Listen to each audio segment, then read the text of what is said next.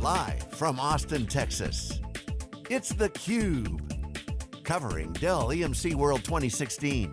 Brought to you by Dell EMC. Now, here are your hosts, Dave Vellante and Stu Miniman. Welcome back to Austin, Texas, everybody. This is day 2 of Dell EMC World. This is theCUBE, the worldwide leader in live tech coverage. Michael Dell is here. Michael, always a pleasure to see you. Thanks for making time to come to theCUBE. Great to be with you. It's great to have you guys back here at Dell EMC World, and your coverage has been super. Thank you. So 2 years ago, Stu and I were here, and at the time, EMC was under fire from activist investors, and I asked you, what advice, or have you talked to Joe Tucci, and what advice did you give him? And you said, we'll just leave those conversations between me and Joe. And I said, okay, well, it's clear Joe asked for some advice. Now, it was revealed yesterday that back in 2009, you guys actually talked about potentially doing this type of acquisition or merger. So it's been in the works for a long time. We did, and you know, when you asked me that question 2 years ago, obviously I couldn't disclose what we were working on, but we had already started the serious discussions that led to the announcement a year and 6 days ago. And so this has been years in the making, dating back to 2001, when we originally created the Dell EMC Alliance.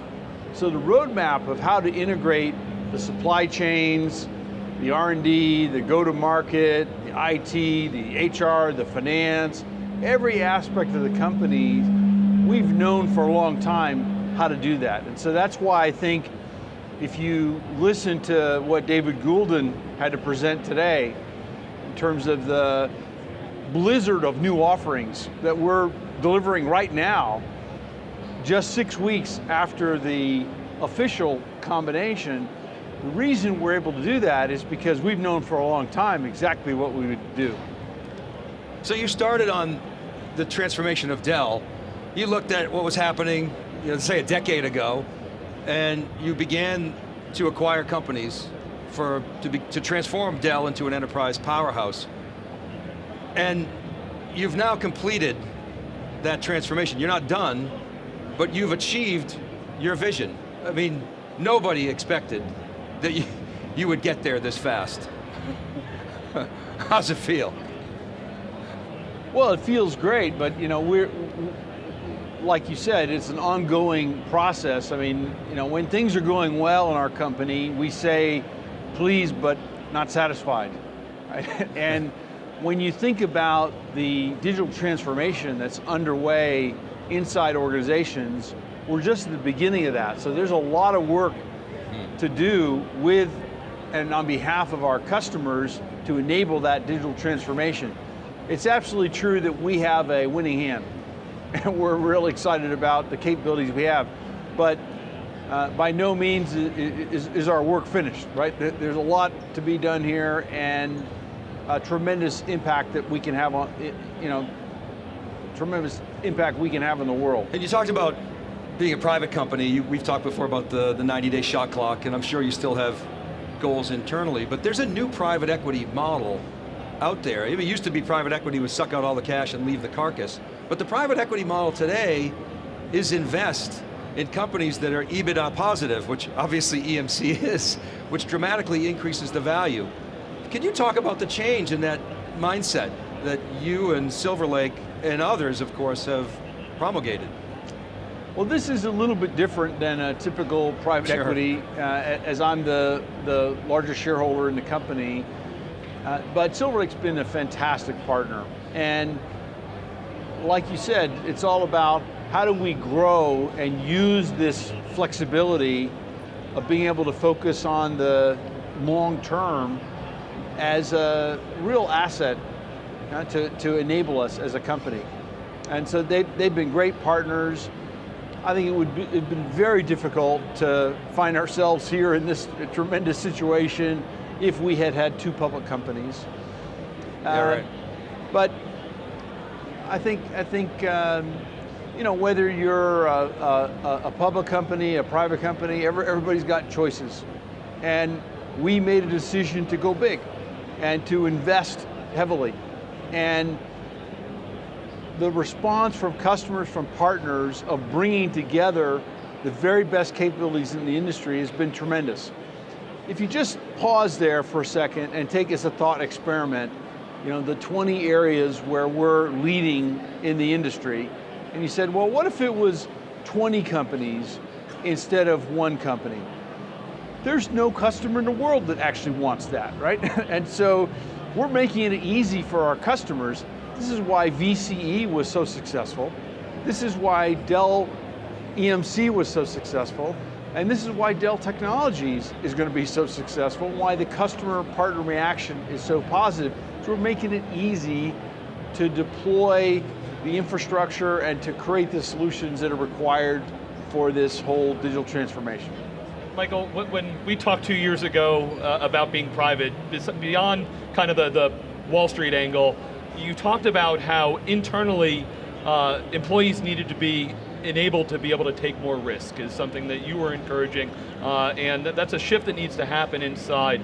Can you talk about now EMC coming into the fold, that merger, what changes need to happen inside EMC? I mean, I know organizationally there's certain corporate functions that are being pulled in some of the organizationally, but a mindset for East Coast company, decades of strong, successful positioning in the marketplace, but there's got to be some shifts that you're making now that you're private and can refocus and change some of the direction for the employees. One thing you do is you don't focus on earnings per share, right? And you focus a bit more on cash flow from a financial standpoint. But when you take a really talented team, and EMC as an incredibly talented team, and you say, we want to reimagine this business in the context of the longer term. What would you do differently if the goalposts were more long-term oriented? And the wheels start spinning, right? And you get all kinds of great ideas. The amazing thing that I've been fortunate to benefit from is at Dell, I believe we have had an all-star team. EMC, all-star team. VMware, all-star team. You put it together, it's an Olympic team that's winning gold medals and unmatched in the industry in terms of talent and capability. So as you put the minds that you've had here on theCUBE to work, and how do you reimagine all this together? And just look at what David showed earlier today. We have tons of opportunity in the context of being a company with a long-term horizon. Michael, on a more tactical piece, last week, there was the announcement of VMware on AWS. Yep. You're the chairman of VMware. You're also, Dell Technologies. There's many people, myself included, that says, okay, if I think I understand from a VMware standpoint why it makes sense. I understand the AWS piece. For the rest of the Dell family, is this VMware being allowed to be independent, or can you give us some color as to how this helps the rest of the Dell family? Oh, it's actually very simple. All right. First of all, what's good for VMware is good for Dell Technologies, because VMware is a big part of our family. The other thing is, if you step back and you think about technology, and I have a little bit of a unique perspective here, we were one of the first investors in VMware before EMC bought them. And what I saw in VMware was, here's a company that's going to take our server and virtualize it. Now you could look at that as a server manufacturer, you could say, that's a bad thing.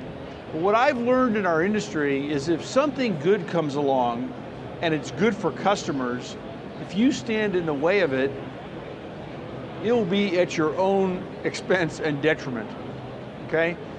And so, look, we see growth in the public cloud, but we don't think everything goes to the public cloud. And we think the hybrid cloud and the multi-cloud environment is what all of our customers are certainly embracing. And as we modernize the data center, as we automate that data center infrastructure, the opportunity to move the workload up to the application level, we can make that on-premise infrastructure extremely competitive. So customers are going to have lots of choices, but if it's good for VMware, and it's good for customers, it's good for Dell Technologies. And what role did you play in that relationship? Did you catalyze it? Did you support it? Did you help negotiate it? You know, success has many fathers, and I'm a huge fan of what VMware is doing.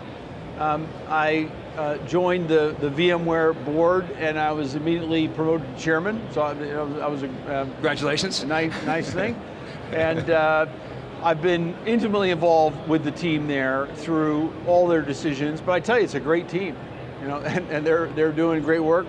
You know, obviously, most of them are at VMworld in Barcelona this week. But what they're doing with AWS and IBM, I've been intimately involved in from the beginning. So again, go back to 2014 when the discussion restarted. This is a full year before the announcement last year. Right. We were in intimate discussions, understanding everything that was going on inside VMware. And so, safe to say I'm very involved, but look, it's a great team there. Pat's a great CEO, and there's something called doing by not doing, right? And so if they're doing a great job, we'll let them keep doing that. As you know, one of the things customers like about the cloud is the financial flexibility. Largely, your transactions are capital driven, but at the same time, you can use Dell Financial Services as a tool. Sure. As you retire debt, the more expensive debt, can you use Dell Financial Services to simulate some of those OpEx related transactions? Well, we don't have to wait for that. We can do it right now. Okay.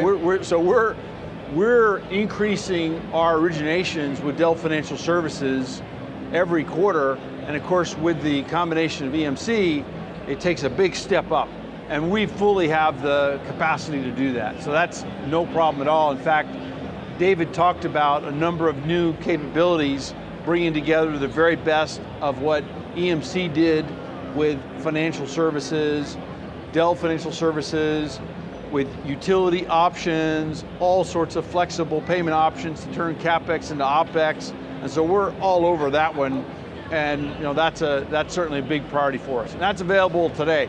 And can you confirm our assertion that we've been talking about in theCUBE? We've said that the debt service is less than your stock buybacks and the dividends that you would have paid, EMC paid as a public company. Absolutely, is that accurate? Absolutely the case. So EMC as a public company was spending about $3.5 billion a year on its share buybacks, interest, and dividend, okay? Now, share buybacks and dividend are not tax deductible. Interest expense is. Our interest expense as a private company is about $2.4 billion. By the way, that includes all Dell as well. Okay. So it's less, and it's all tax deductible, okay? Let me also put it in context. Our cash flow for the last 90 days, when you add up this is all publicly reported information, of EMC, VMware, and Dell, was $3.6 billion for 90 days. So our debt service coverage ratios are phenomenal, and we have tons of capacity. And by the way, we have additional capital to invest in the business if we need to go acquire other things. So anybody who's out there saying that somehow we're less than capable in that area is just fundamentally misinformed. So we're getting the wrap sign. We're just getting started, guys. But we reviewed some of your epic comments in the keynote this morning, so I guess we don't have to review them here, but I'll give you the last word, Michael. It's so great to see you. You look enthused. Give us the last word. I think this is pretty straightforward. We have created a company that's number one in everything, and it's all in one place. And we're investing. I'm personally investing, our company's investing, very significantly, and we're in it to win it, right? And if we're number one in everything, somebody's got to be number two and number six and everything else. So we're very excited. but particularly how IT can have a much bigger impact in the world, and we're just at the beginning of that digital transformation. Well, so much to talk about, Michael. We'll have to continue it on Twitter. Thanks for the hospitality here in Austin. Really appreciate you having us here. Great to see you guys. All right, keep it right there, everybody. We'll be back with our next guest right after this short break. It's theCUBE.